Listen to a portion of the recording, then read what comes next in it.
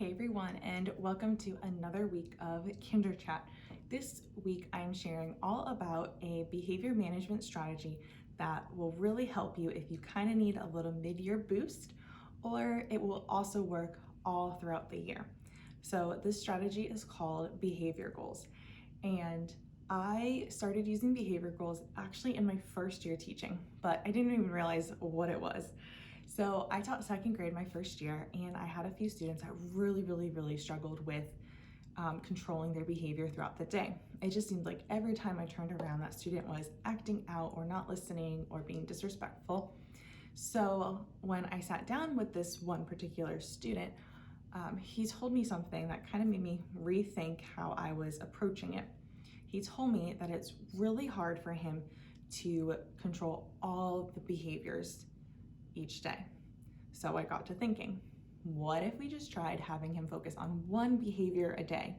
Would that help his overall behavior? So what I did with this student is I had him write on a sticky note just his behavior goal for the day. So one day we practiced staying focused on his task. So every time that he was starting to get off task, I would just remind him about his sticky note on his desk, and he would get right back to work. And it worked like a charm. So that worked for a couple of students in that year's class, but I really didn't use it the next 2 years. I feel like I had much easier classes. It wasn't until my fourth year teaching, I was teaching kindergarten, that I had a couple of friends, again, who just really struggled with following all of the behaviors. So when I was thinking about how could I help these students, I remembered behavior goals. So the difference was I couldn't have them write down their behavior goal because they couldn't read. So I had to create a visual.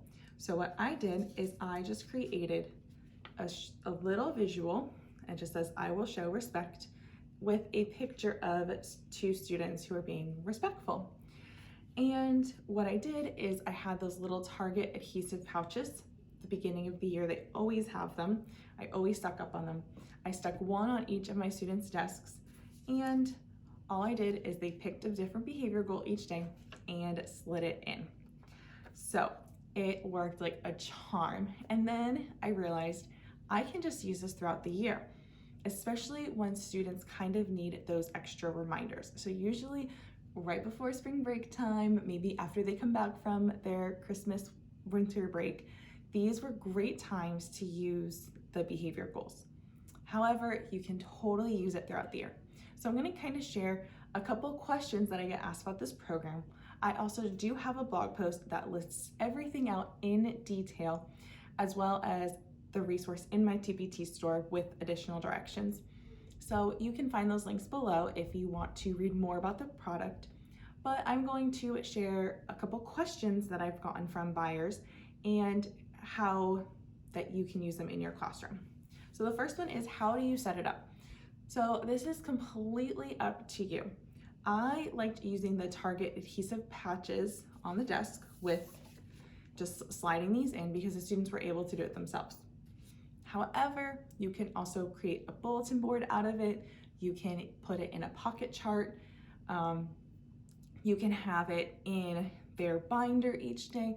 There's every different way you can use it is available for you to try out. So I always liked having it on their desk because it was always a visual that they could look at. And when they're looking at the behavior, they really focus on that single behavior. So how do you introduce it? So what I did in my classroom when I introduced it is I kind of shared about how we were having trouble following our behavior expectations. So I said, okay, we're going to try something. We are going to pick one behavior goal every day to work on. All you have to do is really focus on that behavior goal. If by the end of the day you do a great job and you meet your behavior goal, you will get a fill in the blank. So sometimes it would be a sticker, maybe it was a green day, depends on what your behavior management system is, what you want to give them. But I like to use tickets. So if they checked off their behavior goal for the day, then they got a ticket for the day. Easy peasy. You can also do like a sticker chart, and once they get 5 stickers, they can pick a prize. I like to do reward coupons. There's tons of different ways that you can reward them for their behavior. So what's the secret? The secret is that by focusing on one behavior, their overall behavior improves. And I also let students choose their own behavior goals.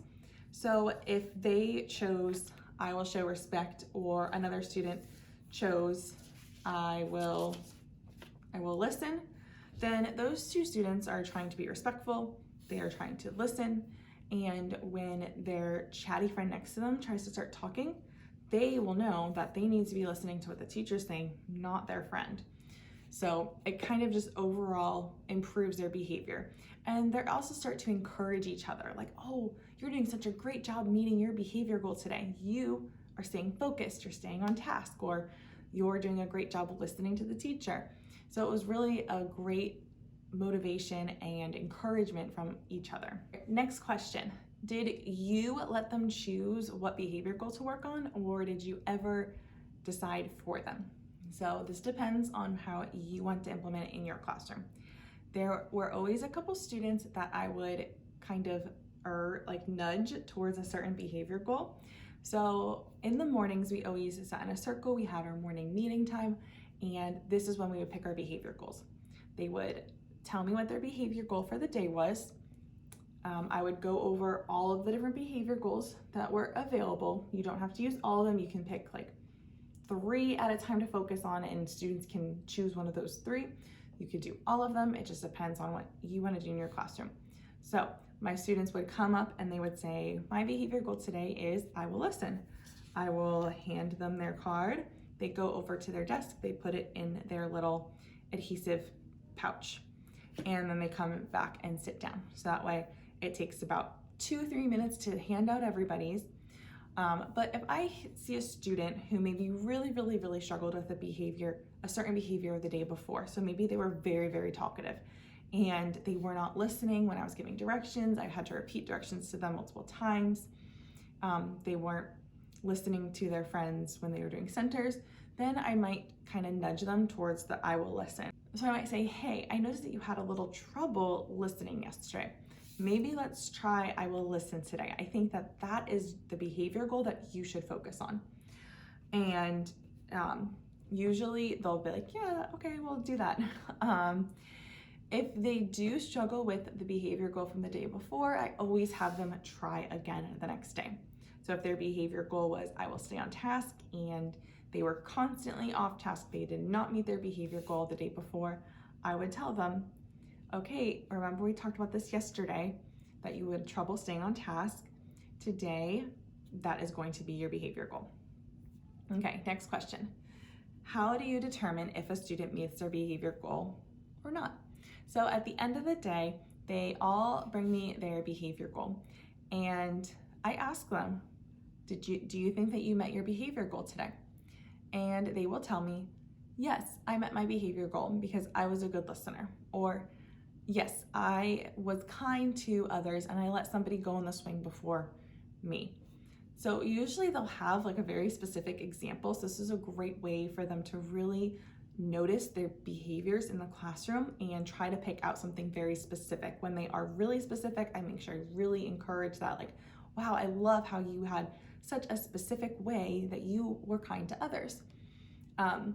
And then if they did not meet their behavior goal, about 99% of the time, they know, because they've either had to talk to me a couple times or maybe a specials teacher. So they always know, and they are honest, especially kindergarteners. They are super honest, and they will tell you, no, I didn't meet my behavior goal. And I always say, that's okay. I know that you tried. Tomorrow we will try even harder. We'll have the same goal tomorrow and you can do it. And if that student was a really big behavior issue that day, I do have a little sheet that I would send home to the parents. We would have a little reflection. So while the students are packing up, I would call that student over and I would sit down with them and talk with them about their behavior for the day. I always made sure that they reflected on their behavior, tried to pick out specific examples that maybe they didn't meet their behavior goal and what they could have done better. So that reflection takes about 2 minutes per student. I don't have to do it every day with this program, usually maybe every couple of days. Sometimes there might be 2 or 3 students if we had a really rough day, but usually it does not take that much time out of your day to do this.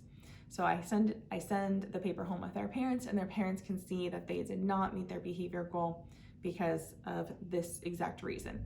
And I always write down the reason that the student gives me. Even if I have to kind of pull it from them and it takes a little bit of time, I always pull that from them. So I hope this was really helpful in deciding if this program is for you. Remember, you can always use it with your entire class. So even if you want to work on being kind, you can have this up on the board and your entire class works on a behavior goal. You can individualize it. There are so many different ways. I am going to share with you guys a couple ways that other teachers have used it in their classroom or they found success. So make sure to keep watching.